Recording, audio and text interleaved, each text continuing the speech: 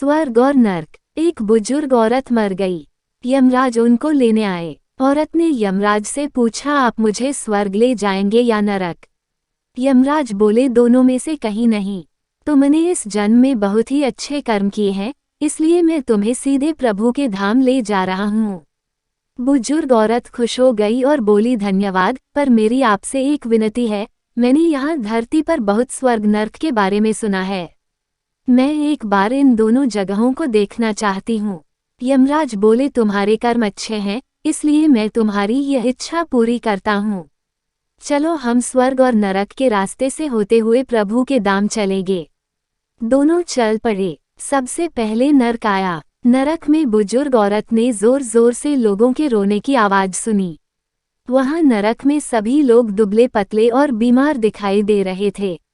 औरत ने एक आदमी से पूछा, यहाँ आप सब की ऐसी हालत क्यों है? आदमी बोला, तो और कैसी हालत होगी, मरने के बाद जब से यहाँ आए हैं हमने एक दिन भी खाना नहीं खाया। भूख से हमारी आत्मा तड़प रही है। बुजुर्ग औरत की नज़र एक विशाल पतीले पर पड़ी जो कि लोगों के कद से करीब 300 फुट ऊंचा होगा। उस पतीले के ऊपर एक विशाल चम्मच लटका हुआ था। उस पतीले में से बहुत ही शानदार खुशबू आ रही थी। बुजुर्ग औरत ने उस आदमी से पूछा, इस पतीले में क्या है? आदमी मायूस होकर बोला, ये है पतीला बहुत ही स्वादिष्ट खीर से हर समय भरा रहता है।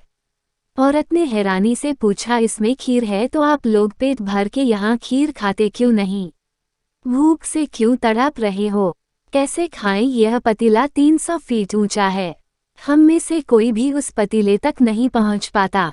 औरत को उन पर तरस आ गया। सोचने लगी, बेचारे खीर का पतीला होते हुए भी भूख से बेहाल हैं। शायद ईश्वर ने इन्हें यही दंड दिया होगा। यमराज बुजुर्ग औरत से बोले, चलो हमें देर हो रही है। दोनों चल पड़े। कुछ दूर चलने पर स्वर्ग आया। वहां पर बुजुर्ग औरत को सबके हंसने खिलखिलाने की आवाजें सुनाई दी। सब लोग खुश दिखाई दे रहे थे।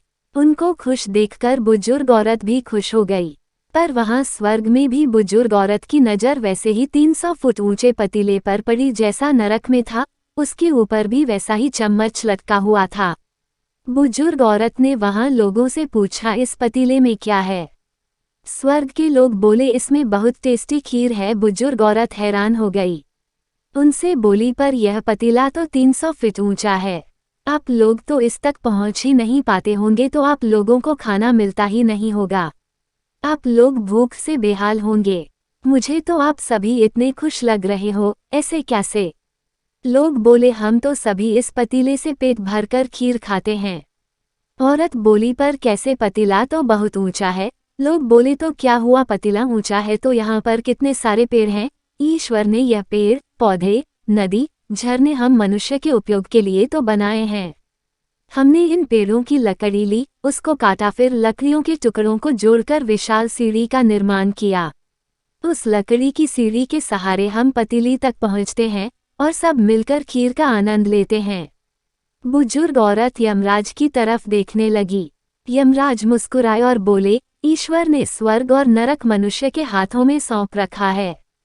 चाहे तो अपने लिए नरक बना लो, चाहे तो अपने लिए स्वर्ग। ईश्वर ने सबको एक समान हालत में डाला है। उनके लिए सभी बच्चे एक समान है। वो किसी से भेदभाव नहीं करते। वो नरक में भी पेड़ पौधा शोभते, वो लोग खुद ही अलसी है। उन्हें खीर हाथ में चाहिए। वो कोई कर्म नहीं करना चाहते, कोई मेहनत नहीं करना चाहते, इसलिए भूख से बेहाल है।